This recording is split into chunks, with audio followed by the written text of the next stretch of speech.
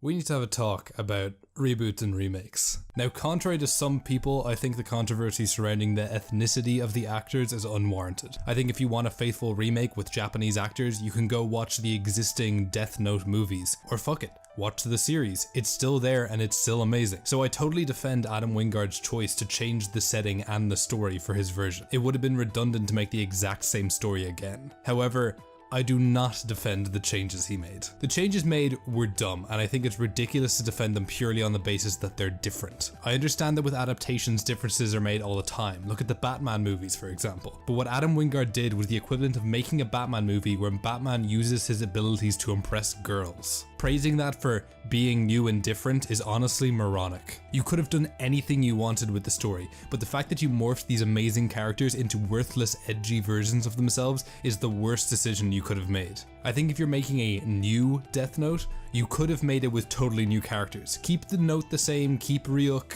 but have a new protagonist and you can do whatever the fuck you want with him. The thematic possibilities of this universe are endless, and yet you used it to make a shittier version of one of the most amazing anime protagonists ever, and did the same with L as well. Ryuk has been changed from a chaotic neutral sidekick to a blatantly evil sidelines character. He spends his whole time in the shadows and basically does fucking nothing. His only role is to act like a devil on the shoulder type character. The interesting part about Light is that he's a super genius who has it all.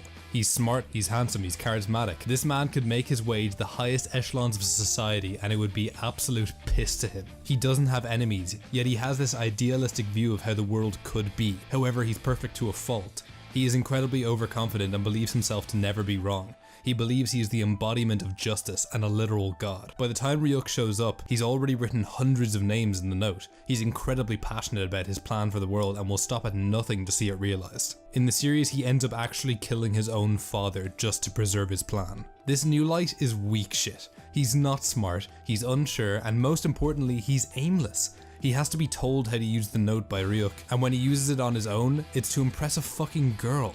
Like fuck, what a loser. He holds ultimate power in his hands and he uses it to get puss. And sure, I know you're probably thinking, but that's Adam Wingard's vision.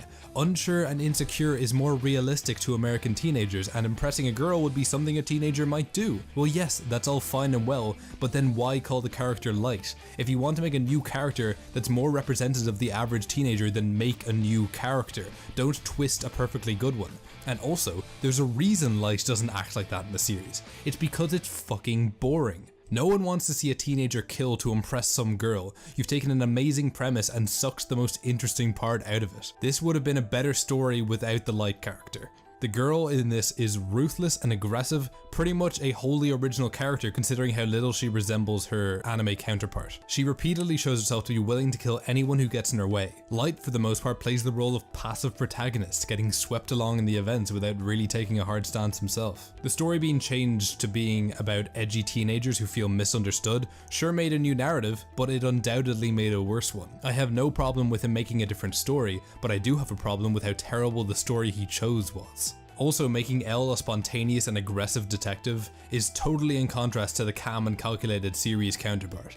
And again, change isn't necessarily bad, but they basically got rid of one of his core traits. However, I think the most unforgivable thing is how he removed the one most important aspect of a Death Note adaptation.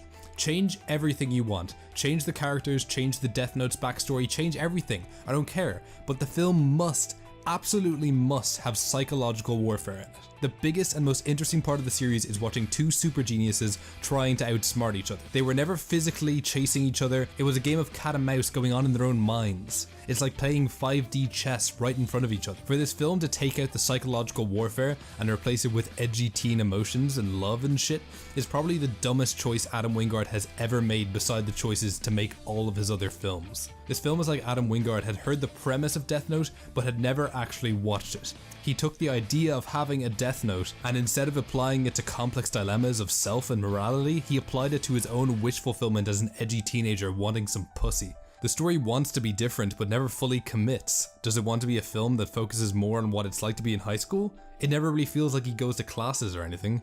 Does it want to feel like a teen romance movie?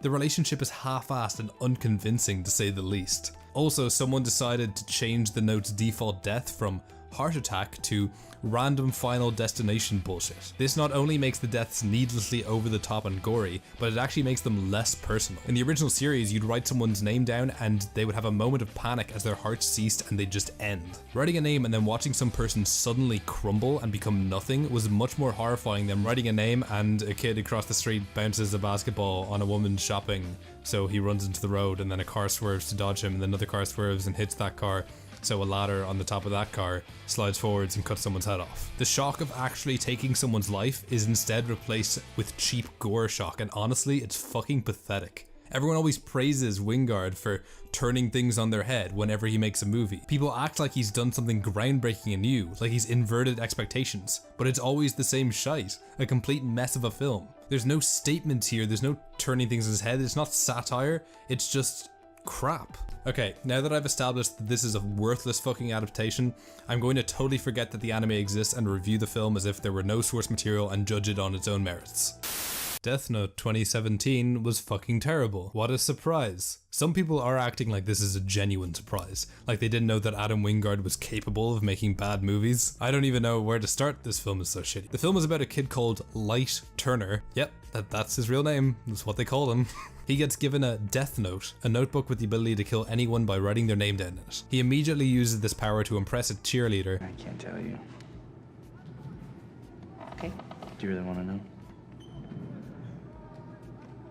Sure. Okay, then I'll tell you. When you literally said that scene word for word to me, and I was like, oh, he's just like exaggerating how it actually goes. But you were serious. He literally goes, oh, I can't tell you. And then she goes to go away and he's like, oh, do you want me to show you?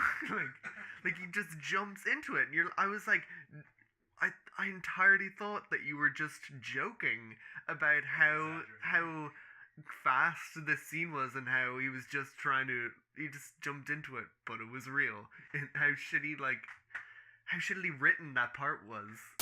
And then together they take down names of criminals, seemingly just for fun, but they say it's to try to solve all crime or something. What's wrong with this guy?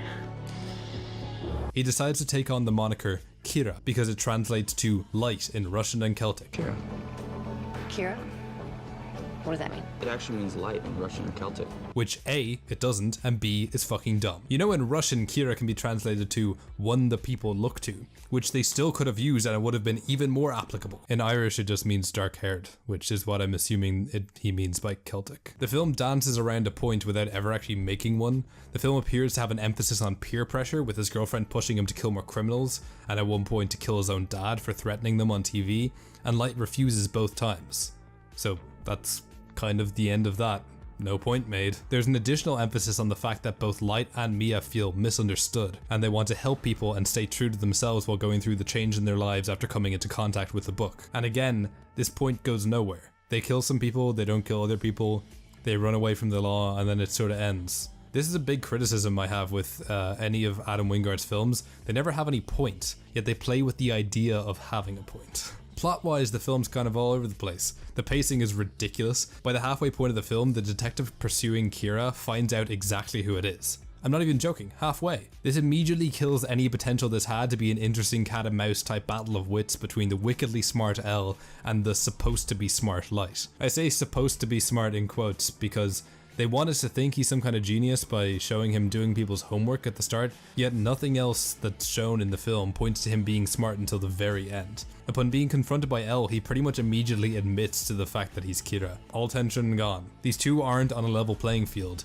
L is smarter, L has won. The film is fucking over. It doesn't matter what happens now, Light is done. He's been found out. If the film really wanted to commit to it, Light would have killed his dad right there to keep his vision alive. But it's never really convincing that Light is all that into the plan of killing criminals and making the world a better place. If he was, the film actually would have taken a risk and had Light go all out. But instead they keep him wishy-washy to the point where he gets found out at the halfway point of the film. Tonally, the film is a mess.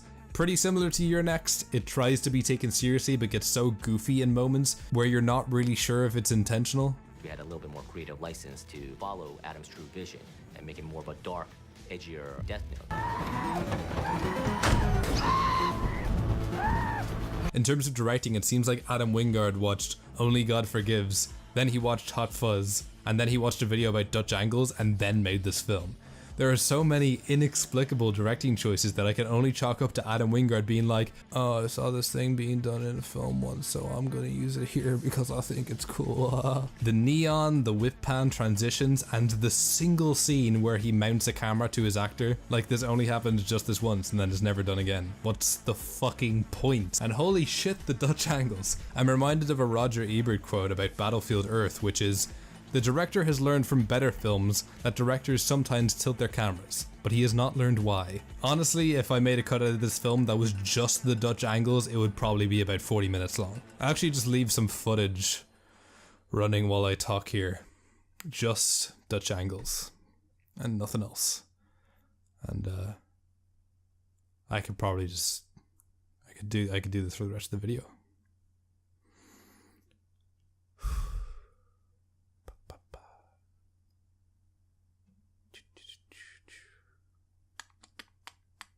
And the ending is just dumb.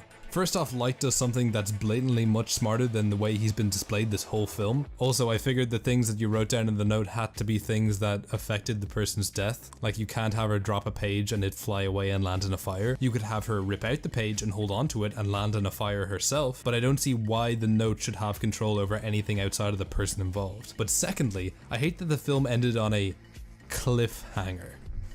I put that in many quotes because this bit is really just a cop-out. Adam Wingard uses abrupt endings to trick the dumber members of the audience into thinking that he gave them something to think about, that there was any kind of point to be made. But we know that Elle won't write Light's name down because, for one, that would make him the same as Light was, and two, we know you want to make sequels. I can't imagine what you do for a sequel though, considering you killed off the better of the two main characters and both Elle and Light's father know that he's Kira. Even if you did make a sequel, it would only be guaranteed to have absolutely zero intriguing psychological warfare in it and more useless foot and car chases. The only thing I can give this film is that Willem Dafoe as the Ryuk is perfect casting. However, I can't extend my praise more than that because he is criminally underutilized in this adaptation. The effects are pretty cool, and I don't mind that much that they changed his whole character. I'm just surprised they barely used him. The film falls trap to the same thing that held down Your Next. It got as far as its own concept and then called it a day at that.